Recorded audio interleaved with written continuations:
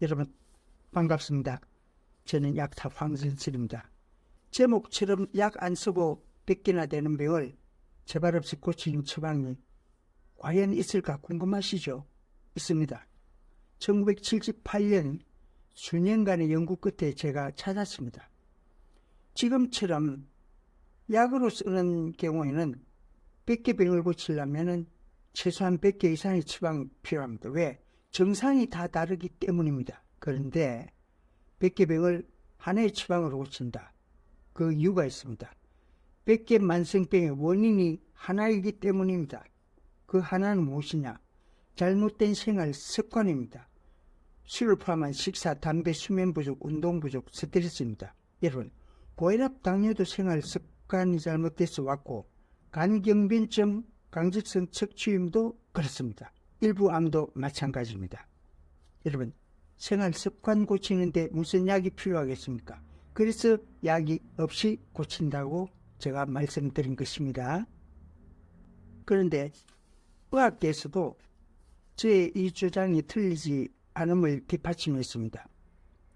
미국, 일본, 한국에서도 생활 습관병이 100여 개나 되는 만성병의 공통 원인이라는 사실을 알고 이들 병을 가리켜서 생활습관병이라고 명명하기로 결론을 내렸습니다.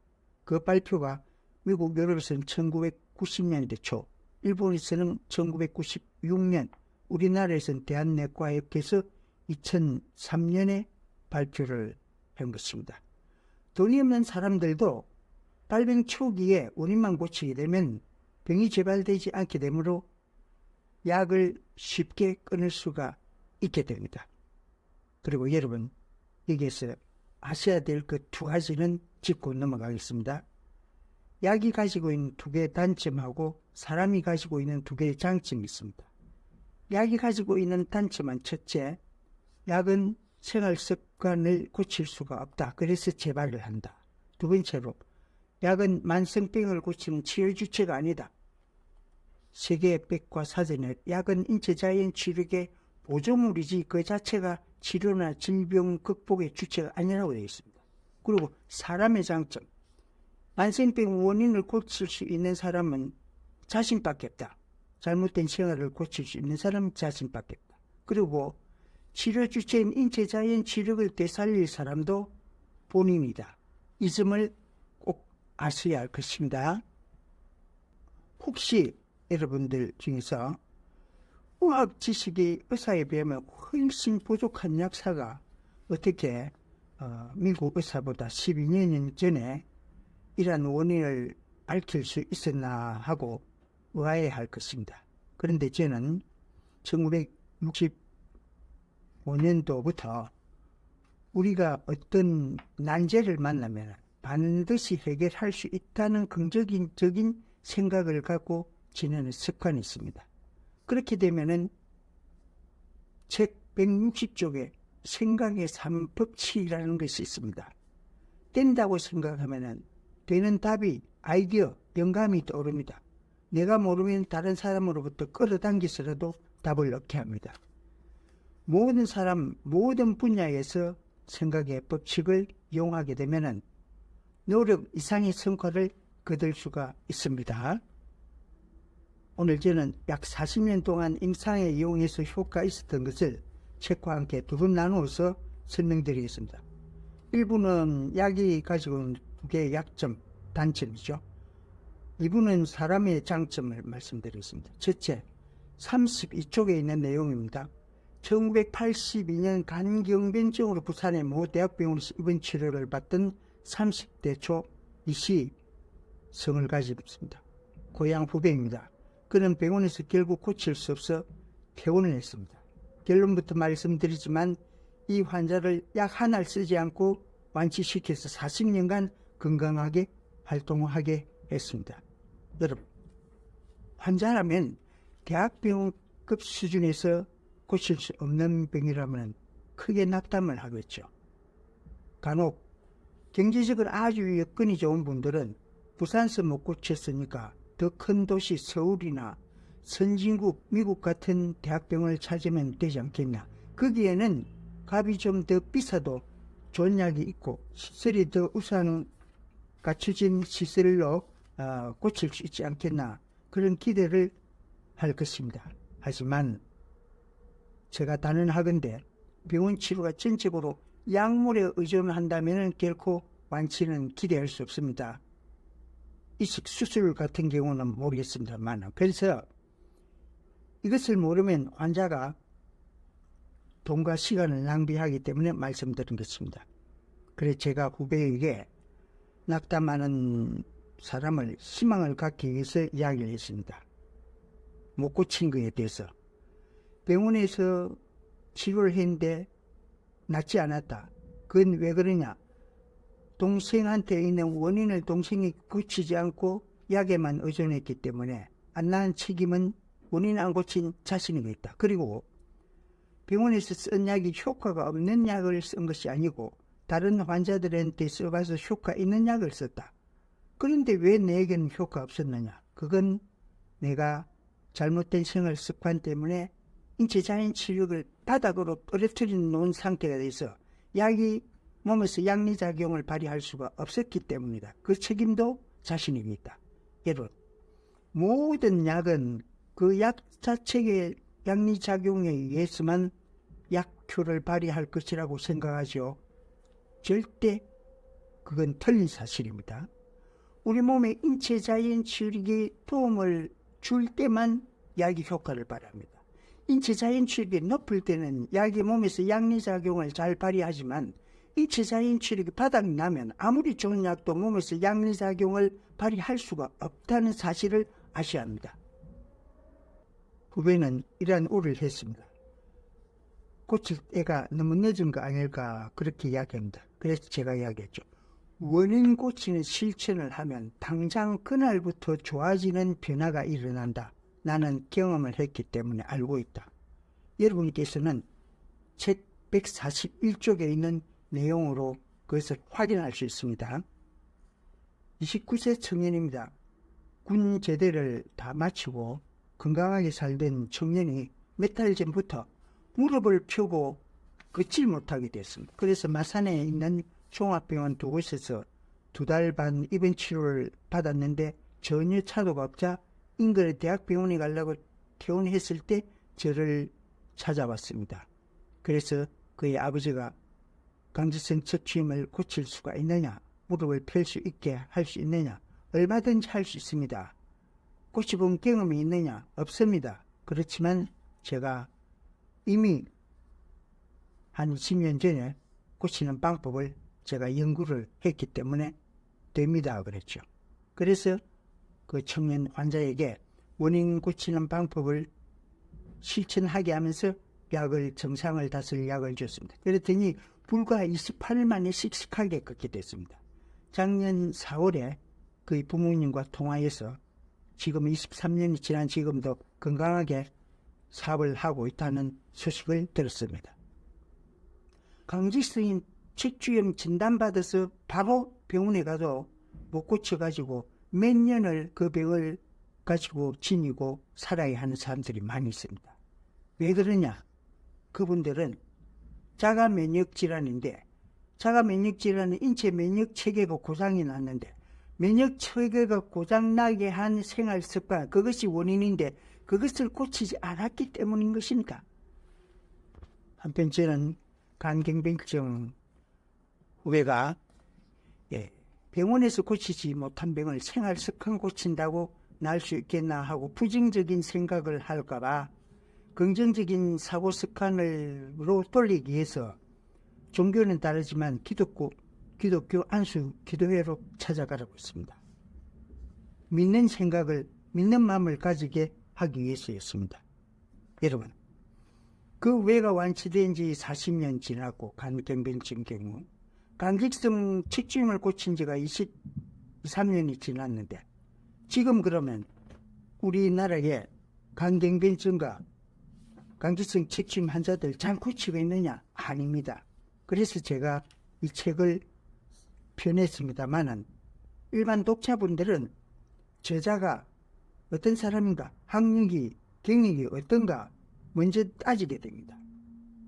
근데 알고 봤더니 원광대 출신이고 시골 약사가 쓴 책이기 때문에 볼 것이 없다고 생각을 했을 것입니다. 하지만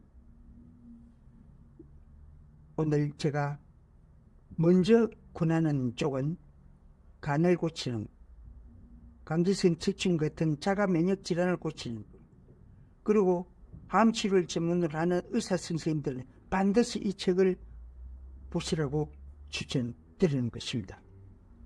환자가 원인을 고칠 때 선생님들의 치료가 제대로 효과를 발휘하고 빨리 나고 재발도 안 됩니다. 그런 보람을 가지시라고 권해드리는 것입니다. 2000년대 초반입니다. 제가 간경변증 등과 같은 난치성 만성병을 약 없이 고친다는 걸 중앙지에 광고했는데 그 내용을 보고 서울의 의사 선생님 한 분이 전화를 했습니다. 의사가 약사한테 질문한다는 것은 자존심을 허락하지 않지만 나는 꼭 알고 싶어서 전화를 했다. 약 없이 고치는 방법을 가르쳐다오. 그래서 제가 30분 동안 요약해서 말씀드렸더니 3가지는 알고 있었는데 2가지는 몰랐던 사실인데 오늘 확실하게 알게 돼서 고맙다면서 자기의 성함과 의원 소재지까지 말씀하는 것이었습니다. 그 선생님은 약사에게서라도 무인가 좋은 정보가 있을 것이라는 생각을 했기 때문에 전화를 하신 것입니다. 저도 남들이 고치기 어려운 병을 고쳤다면 멀리 있는 사람에게까지 가서 어떤 내용인가 알아보고 거기서 얻을 지식이 있고 정보가 있으면 배워오는 그런 버릇이 있기 때문에 제가 이 공부하는데 좀 더 진전이 있지 않았나 생각합니다. 혹시 이 영상을 보시는 분들 중에서 간경변증이나 강제성 척추염을 갖고 계신 분들에게 묻겠습니다. 자신들의 병의 원인이 자기 자신에게 있는 나쁜 생활 습관 5가지 때문에 왔다는 사실을 알고 계시느냐고 묻고 싶습니다. 그리고 원인을 고치는 실천을 하고 있느냐, 알고 있다면 만약에 아니라고 하신다면 하루 정도는 치료를 중단하십시오. 중단하시고 5가지 원인을 숙지하시고 그 고치는 방법을 배우십시오. 책 100페이지에서 144쪽 그 내용이 들어있습니다. 이걸 실천하면서 치료를 받아야 재발 없이 빨리 잘 낫게 된다는 것입니다. 여러분, 원인 고쳐 낫는 것이 만성병뿐이겠습니까? 모든 병이 다 그렇습니다. 원인 안 고치고는 나을 병 없고 원인 고쳐서 낫지 않을 병 없다. 이건 상식이자 과학입니다. 제가 과거에 경험 하나, 책에는 쓰지 않은 예담 하나를 말씀드리겠습니다. 1973년으로 돌아갑니다. 40대 초보인 최 씨입니다. 경남 고성 대가면 사시는 분인데 위궤양으로 부산 모 대학병원에서 4개월간 입원했는데 결국 낫지 않아서 퇴원했습니다. 병원에서 고치지 못한 이유는 딱 하나입니다. 병원에서 원인을 알지 못한 것입니다. 그런데 저는 그 병의 원인이 균에 있다는 것을 알고 항생제를 써서 2달 만에 고쳤습니다. 그 당시 제가 알고 있던 일반적인 병의 원인, 생활습관병 아닙니다. 이런 경우에는 4가지 원인이 있다. 장기나 조직의 기능적 이상, 기질적 이상, 기생충, 균. 이 중에서 제가 약국을 개설하고 2년 동안에 경험을 해봤습니다. 기질이나 기능, 기생충으로 인한 위궤양의 경우에는 약국의 약으로도 잘 나았습니다. 병원은 약국의 약보다 더 좋은 것이 있습니다. 그럼에도 그 위궤양을 못 고쳤다. 틀림없이 그 경우에는 그분이 원인이 균에 있을 것 같다고 제가 생각을 했습니다. 그런데 마침 병원에서도 큰 실수를 한 것입니다. 그 당시 위 내부에는 위산이 분비되기 때문에 어떠한 세균도 살 수 없다는 것이 의학 정설로 받아들여지고 있던 때였습니다. 그렇기 때문에 병원에서는 위 내부에 균이 있는가 없는가 검사할 것을 생략을 했습니다. 병원에서 검사를 하지 않았다는 것 자체가 저로서는 균이 그 병의 원인이라는 확신을 갖게 되고 그게 답이라고 생각하고 항생제를 써서 나았습니다. 그는 나아서 80을 넘기고 2010년에 별세했다고 둘째 아드님에게 이야기를 들었습니다. 사실 위 내부에 균이 있다는 사실과 그 당시 의학 정설이 틀렸다는 것을 1973년에 저는 알았는데 2005년도 노벨상을 수상한 호주 팀이 1978년, 저보다 5년 뒤이지요. 그때 위 내부에서 균이 있다는 것을 알았습니다. 박테리아가 있는데 이것이 위궤양의 원인이다. 이것은 항생제로 고쳐야 된다. 이 연구로 노벨상을 받았습니다. 근데 균이 있다는 것을 알고 그 경험을 동료 의사들한테 말했다가 상당히 공경을 치렀답니다. 의학 정설을 부정하는 형편없는 의사라는 조롱을 받았다. 만약에 제가 고친 경험을 발표했다면 약사의 경험이 무슨 가치가 있냐 이런 비난을 받지 않을까 생각합니다. 여러분 다시 본 내용으로 이어집니다. 암의 경우에는 3분의 2가 유전자 돌연 변이가 원인이라고 합니다. 그렇다면 그들도 약을 안 쓰나? 약을 씁니다. 약을 쓴다면 그 약 효과를 잘 나게 하는 방법이 무엇입니까? 치료 주체인 인체 자연 치료를 되살리려 했죠. 그렇게 하면은 약 효과가 빨리 난다. 실제로 그런 사례가 있습니다. 책 68쪽에 있습니다. 68쪽. 난소암 사기 환자 2사람입니다. 한 사람한테는 제가 알기 때문에 인체 자연 치료를 되살리면은 항암 치료 빨리 끝낼 수 있다고 이야기를 했는데 실천한 거는 6차 항암 치료 끝이 났고 다른 분은 12차 항암 치료를 받았습니다. 여기에 대한 내용이나 사람이 가지고 있는 장점에 대해서는 2부에서 말씀드리기로 하고 오늘은 이만하겠습니다. 여러분 긴 시간 경청해 주셔서 대단히 감사합니다.